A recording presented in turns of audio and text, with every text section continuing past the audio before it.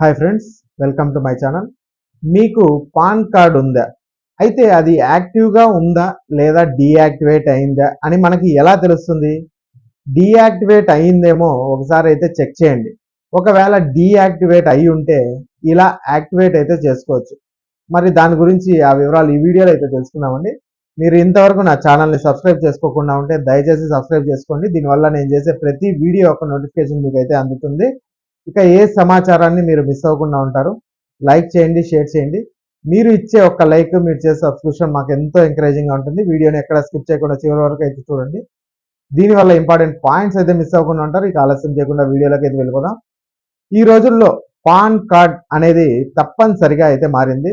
Bank account open చేయాలన్నా, లావాదేవీలు జరపాలన్నా పాన్ కార్డ్ కావాల్సిందే. ఒకప్పుడు పాన్ కార్డ్ లేకున్నా బ్యాంక్ అకౌంట్ తీసేందుకు అవకాశం అయితే ఉండేది.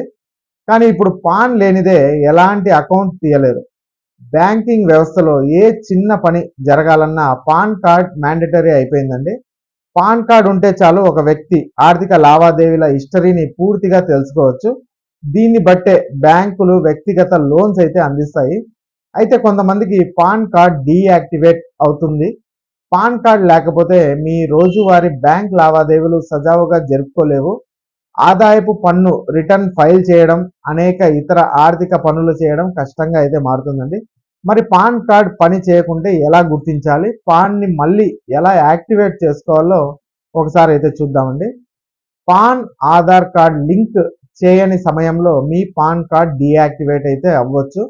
దీనితో పాటుగా ఒకటి కంటే ఎక్కువ పాన్ కార్డులున్నా, నకిలీ పాన్ కార్డులు కలిగి ఉన్న మీ పాన్ కార్డ్ ఇన్యాక్టివ్‌గా అయితే మారుతుంది.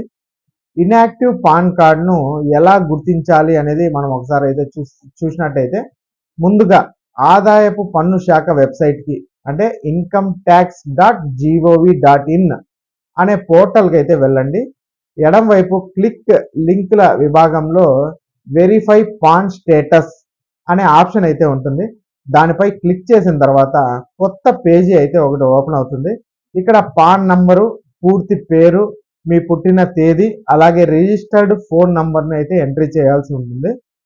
ఆ తర్వాత కంటిన్యూ అనే ఆప్షన్‌పై క్లిక్ చేసి మీ ఫోన్ నంబర్‌కు వచ్చిన ఓటీపీని నమోదు చేయండి. దీని తర్వాత కన్ఫర్మ్ పై క్లిక్ చేసి ఆపై మీరు పాన్ యాక్టివ్‌గా ఉందో లేదో తెలుసుకోండి. యాక్టివేట్ చేసినప్పుడు మీరు స్క్రీన్‌పై పాన్ యాక్టివ్‌గా ఉందని చూపిస్తుంది. అయితే ఇన్యాక్టివ్‌లో ఉన్నప్పుడైతే స్క్రీన్‌పై కనిపించే సందేశంలో ఇన్యాక్టివ్ అని రాసి అయితే ఉంటుందండి. ఇక ఒకవేళ ఇన్యాక్టివ్ అయ్యి ఉంటే దీన్ని యాక్టివేట్ చేయడం ఎలా అనేది మనం ఒకసారి అయితే చూద్దామండి. అంటే కొంతమందికి ఇన్యాక్టివ్ అయ్యి ఉండొచ్చు. వాళ్ళు యాక్టివేట్ ఎలా చేసుకోవాలో కూడా మనం ఈ వీడియోలో అయితే చెప్తున్నాము. మీ పాన్ కార్డ్ ఇన్యాక్టివ్‌గా మారినట్లయితే యాక్టివేట్ కూడా చేసుకోవచ్చు. ముందుగా మీరు ఆదాయపు పన్ను శాఖకు దరఖాస్తు అయితే చేసుకోవాల్సి ఉంటుంది. అసెస్సింగ్ ఆఫీసర్ ఏఓకి లేఖ అయితే రాయండి. ఆదాయపు పన్ను శాఖకు అనుకూలంగా నష్టపరిహారం బాండ్‌ను పూరించండి. గత 3 సంవత్సరాలుగా డీయాక్టివేటెడ్ పాన్‌ను ఉపయోగించి దాఖలు చేసిన ఐటీఆర్‌ని కూడా సమర్పించండి. ప్రాంతీయ ఆదాయపు పన్ను శాఖ కార్యాలయంలో సంబంధిత పత్రాలను సమర్పించండి. పాన్ కార్డ్ మళ్ళీ యాక్టివేట్ కావడానికి దాదాపు 15 రోజులైతే పడుతుందండి. పాన్ కార్డ్ ఈ రోజుల్లో తప్పనిసరిగా మారింది. బ్యాంక్ అకౌంట్ తీయడం నుంచి లావాదేవీలు చేసే వరకు పాన్ కార్డ్ కావాల్సిందే. ఒకప్పుడు పాన్ కార్డ్ లేకున్నా బ్యాంక్ అకౌంట్ తీసేందుకు అవకాశం ఉండేది. కానీ ఇప్పుడు పాన్ కార్డ్ లేకపోతే ఎలాంటి అకౌంట్ కూడా మనం ఓపెన్ చేయలేకపోతున్నాం. ఈ రోజుల్లో బ్యాంక్ లావాదేవీలు, అకౌంట్ తీయడం, రకరకాల లావాదేవీల కోసం పాన్ కార్డ్ తప్పనిసరి అయితే అయ్యింది. కాబట్టి పాన్ కార్డ్ వల్ల వ్యక్తి ఆర్థికపరమైన విషయాలు సులభంగా అయితే తెలిసిపోతాయి. ఇక పాన్ కార్డ్ ఇన్యాక్టివ్ ఎందుకు మారుతుంది అని ఒకసారి మళ్ళా చూసుకుంటే పాన్, ఆధార్ లింక్ చేయని సమయంలో డీయాక్టివేట్‌గా అయితే మారొచ్చు. ఒకటి కంటే ఎక్కువ పాన్ కార్డులు ఉంటే, అలాగే నకిలీ పాన్ కార్డ్ ఉండడం వల్ల ఇన్యాక్టివ్ పాన్ కార్డ్ అయితే అయ్యే అవకాశం అయితే ఉంది. అంటే నకిలీ పాన్ కార్డ్ ఎలా ఉండొచ్చు అంటే మనము ఎక్కడెక్కడో మన ఆధార్ కార్డులు, మన ఇవి అన్నీ ఇస్తూ ఉంటాం కదండీ! వాళ్ళు అవి యూజ్ చేసుకొని కూడా నకిలీ పాన్ కార్డులు చేసే అవకాశం ఉంది.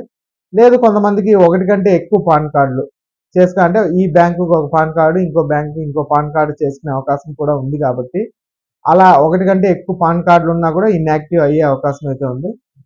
ముందుగా ఆదాయ పన్ను శాఖ వెబ్సైట్కి అయితే వెళ్ళండి. ఎడమవైపు క్విక్ లింక్ల విభాగంలో వెరిఫై పాన్ స్టేటస్ అనే ఆప్షన్ అయితే ఉంటుంది. దానిపై క్లిక్ చేసి తర్వాత కొత్త పేజ్ ఓపెన్ అయిన తర్వాత అక్కడ పాన్ నంబరు, మీ పూర్తి పేరు, పుట్టిన తేదీ, రిజిస్టర్ నంబరు ఎంటర్ చేయాల్సి అయితే ఉంటుంది. ఆ తర్వాత మీ ఫోన్కి ఒక ఓటీపీ నంబర్ అయితే వస్తుందండి. దీన్ని ఓటీపీ ఎంటర్ చేసి మీరు కన్ఫర్మ్ చేసి క్లిక్ చేస్తే మీ పాన్ యాక్టివ్గా ఉందో లేదో అయితే తెలుస్తుంది.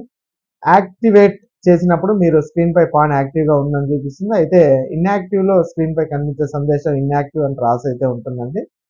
ఇక మీకు ఇన్యాక్టివ్ అయి ఉంటే కంపల్సరీగా మీ ఆదాయ పన్ను శాఖ కార్యాలయం, మీ ప్రాంతంలో ఉండే ఆదాయ పన్ను శాఖ కార్యాలయంలో కొన్ని పత్రాలను అయితే సమర్పించాల్సి ఉంటుంది. మీరు అక్కడికి వెళ్ళారంటే వాళ్ళు దాని గురించి పూర్తి వివరాలు అయితే చెప్తారు. ఆ విధంగా మీరు దాన్ని మొత్తం పూరించి ఆదాయ పన్ను శాఖ కార్యాలయంలో ఆ పత్రాలని, మీ ఐడి ప్రూఫ్స్ని అన్నిటిని మీరు అక్కడ ఇచ్చారు అంటే వాళ్ళు యాక్టివేట్ అయితే చేస్తారు. కానీ యాక్టివేట్ అవ్వడానికి ఒక 15 రోజులు అయితే పడుతుందనేసి ఆదాయ పన్ను శాఖ కూడా చెప్తా ఉందండి. మీరు మీ పాన్ కార్డు, చాలా మంది పాన్ కార్డు పెట్టుకుంటారు కానీ దాన్ని రోజువారీ అయితే చూసుకుంటూ ఉండలేరు కాబట్టి ఒక్కసారి ఈ వీడియో చూసిన తర్వాత మీ పాన్ కార్డ్ యాక్టివ్గా ఉందో లేదో చెక్ చేసుకోండి. యాక్టివ్గా ఉంటే మంచిది. ఒకవేళ యాక్టివ్గా లేకపోతే మీరు ఏదైనా అత్యవసర పనులు ఉన్నప్పుడు యాక్టివ్ చేసుకోవాలంటే మీకు ఇది 15 రోజులు పడుతుంది కాబట్టి ఆ అత్యవసర పని జరగకపోవచ్చు. కాబట్టి ఇప్పుడే చూసుకొని మీరు యాక్టివేట్ చేసుకోగలిగితే మంచిదనేసి ఆదాయ పన్ను శాఖ వాళ్ళు అయితే చెప్తున్నారండి. కాబట్టి మీ పాన్ కార్డ్ యాక్టివ్గా ఉందో లేదో ఒకసారి కింద తెలిపిన, అంటే నేను కింద డిస్క్రిప్షన్లో అయితే ఇస్తాను ఆ లింక్ని. ఆ లింక్ ద్వారా వెళ్ళి ఒకసారి మీ పాన్ కార్డ్ యాక్టివ్గా ఉందో లేదో అయితే ఒకసారి చెక్ చేసుకోండి. ఇక ఈ వీడియో నచ్చినట్లయితే ఒక లైక్ చేయండి. అలాగే మా ఛానల్ని సబ్స్క్రైబ్ చేసుకోండి.